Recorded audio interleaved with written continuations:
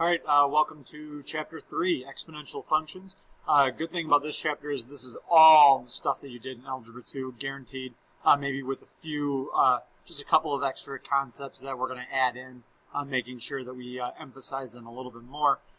So this is just going to be, this section is just going to be talking about what an exponential function is and how they operate. We're going to evaluate, analyze, and graph exponential functions. And then we're also going to solve problems involving exponential growth and decay functions. Okay, so first of all, let's talk about the basic form of an exponential function. So exponential functions are functions that have a variable as an exponent. So you notice right here we have this variable. The variable has to be in the exponent for it to be considered an exponential function. We do have some limitations here. We have a is not equal to 0. So we can't have a is equal to 0 because it would make the whole thing 0 and it would be an exponential function. Same thing with b cannot be equal to 1. B can't be 1 because 1 to any power is just 1, so that would also not be an exponential function. And then also b has to be greater than 0. So b has to be a positive number, otherwise it's not an exponential function. All right, here's some examples of exponential functions. So 4 to the x power, we're good. The x is in the exponent. 1 to the third to the x power, x is in the exponent. 7 to the negative x, x is in the exponent. It doesn't matter that it's negative, it's still an exponential function. Now examples of non-examples, I'm going to move this a little bit here. So if you look at this, 2x to the negative 3, the negative 3 is not a variable. That is not an exponential function. 5 to the pi, for whatever reason, some people think that pi is a variable. Pi is just a number, that's not an exponential. And we already talked about how 1 to the x power cannot be because 1 to the 1 is 1, 1 to the 2 is 1, 1 to the 3 is 1. There's nothing exponential about that, it's just a constant function. Alright, so evaluating exponential functions, this is real basic Algebra 2 stuff. So if we want f of 2, we're plugging 2 in. 4 to the 2 power is 16. It's not 8. A lot of students, even honor students, still believe that 4 to the second power, they just think that it's multiplication. It's not 8, it's 4 times 4, which is 16. Next one, we have 4 to the x power. So we have 4 to the 1/3. Okay, so this is, hopefully you recall that a fractional power means radicals. So this would be the third root of 4. And then you could put that in your calculator to get a decimal if you needed to. And then lastly, we have 4 to the x power when x is negative 3. We have 4 to the negative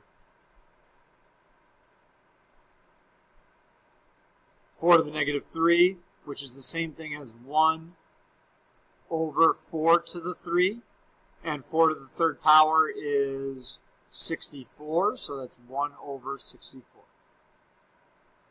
Okay, so real easy basic algebra, but with exponents you are required to have that knowledge of what negative exponents do, what fractional exponents do, things like that.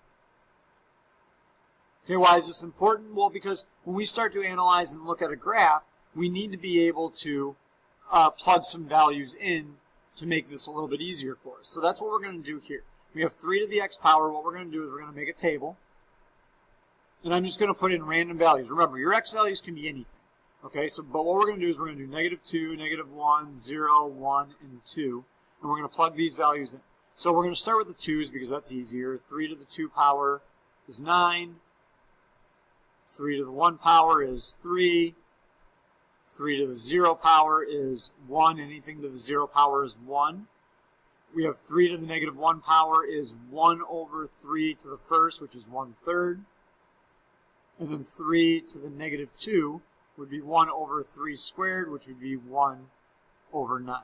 And now we can go ahead and plot these values. So negative 2, comma 1/9, that'll be really small right here. And then negative 1, 1/3, that'd be up a little bit more. And then 3 to the 0 was 1, so 0, comma 1. And then we have 1, comma 3. And then we have 2, comma 9. 1, 2, 3, 4, 5, 6, 7, 8. So like right here. And then if we were to put one more in there, like if we wanted 3 to the third power, that would be 3 times 3 is 9 times 3 is 27. So if we wanted to plot 27, that would be way up here. Obviously, we can't really do that. So we're gonna just graph what we have here. Do the best that we can to sketch this graph.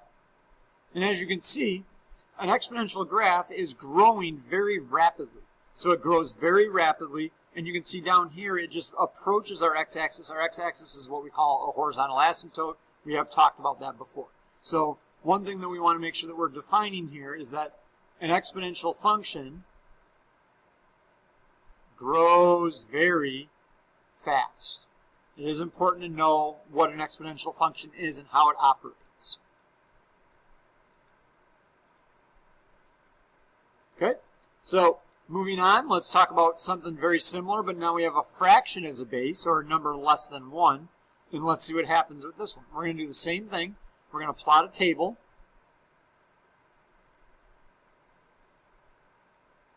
We're going to use the same values. And again, you could use any values. I just use these because they're easy. So we'll start with 2. So we have 1/2 to the second power is equal to 1/4. So we have 1/4. We have 1/2 to the first is just equal to 1/2. 1/2 to the 0 is just equal to 1. We have 1/2 to the -1. What that means is that everything is just switching spots essentially. So that would be 2 to the first power over 1 to the first power. So that's equal to 2. And then if we have 1/2 to the -2, that means we have 2 to the second power over 1 to the second power. So that gives us 4. So again, we will plot these values. -2, 1, 2, 3, 4. -1, comma 2. 0, comma 1. 1, 1/2. And then 2, 1/4. And you can kind of see the same type of function, but now it's going in the opposite direction. So our horizontal asymptote is still the x-axis, but now we have a function that is not growing fast, but it's actually getting smaller fast. So this is what we call an exponential decay. And then the previous problem that we just did, this is what we consider an exponential growth. And it's really easy to tell the difference between the two. A growth is going up is growing as we go left to right, and an exponential decay is decaying as we go left to right. Okay? And the other thing that you want to notice is what the base is. So here our base is less than 1. It's in between 0 and 1. Recall the function has to be greater than 0, and it cannot be 0, and it can't be 1. But if it's less than 1, then we're going to get exponential decay. If it's greater than 1, then we're going to get exponential growth. Real simple. And then here on this chart, this is kind of a reference chart. Basically, it talks about all the different features of an exponential growth and decay. What we talk about is domain. So domain is going to be all real numbers, negative infinity to positive infinity, no limitations. Our range, because we have a horizontal asymptote on the x-axis, our range will go from 0 to infinity. Our y-intercept on a typical graph will always be 1, because anytime you plug 0 in for the exponent, you get 1. X-intercept, there is none, because we have a horizontal asymptote at the x-axis. There's no extrema, no maxes or mins on an exponential function. Our end behavior, you can notice that as we approach negative infinity, as we go to the left, we're going towards 0. So our end behavior here is we're going towards 0. As we go towards positive infinity, we're going up towards positive infinity, etc. And then things are a little bit different on the exponential decay, but you can look at this and you can kind of see some of the properties of exponential functions, all of which are very important for you to know when it comes to exponential functions. Okay, so the last thing is applying some exponential functions. So we have a few things here. So what I'm going to do is I'm going to actually cross this out. This is not really simple interest. I don't want you to think that that's simple interest. There's actually a different formula for that. Both of these are compound interest. Okay, regardless of what your book's going to say. The only difference is that this compound interest it only accrues once per year. This compound interest will accrue many times per year. So let's actually define what some of these letters mean. So A is going to be value in dollars. Okay, P is going to be our initial amount, which is also called the principal. Okay, we have our R, which is our interest rate. We have our T, which is time in years. And then we have our N, which will be number of times interest accrues in 1 year. And this will become important to differentiate between these two. Okay, so with this in mind, let's just get right into a problem and we'll kind of discuss this. So it says, Joey, the detention Morbido invests $600 in subway paychecks into an account that gives a 6% interest rate. With making no other deposits or withdrawals, what will his account be worth in 20 years? Well, we have our formula, A equals P times 1 plus R to the T power. So if we start plugging values in, our principal is our $600.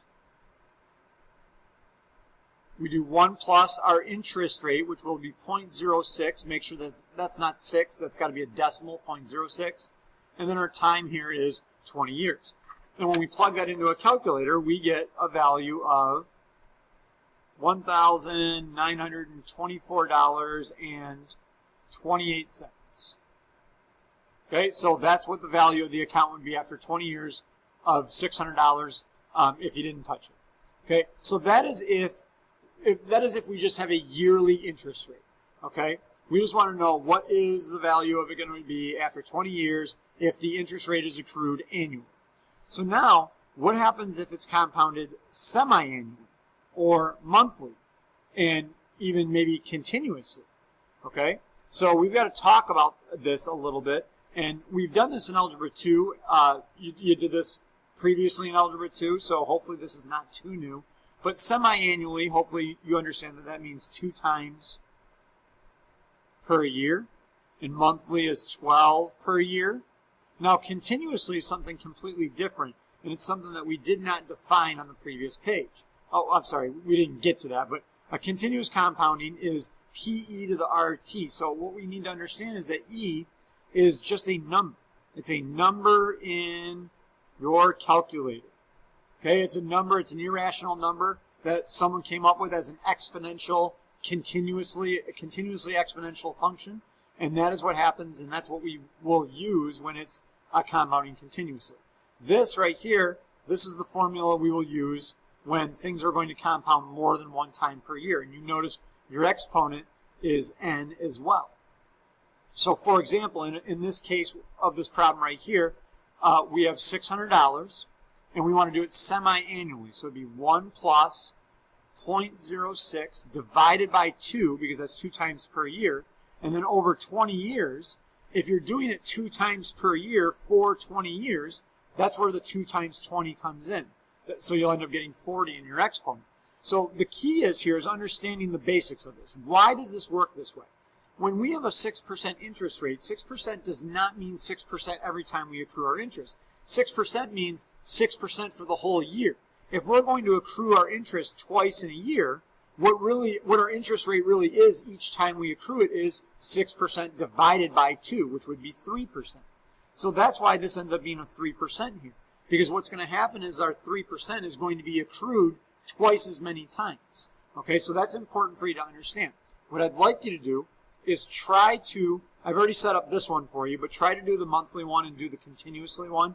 Bring that to class, and that's what we'll go over when you come to class. So other than that, I hope you have a good night. I will see you in class.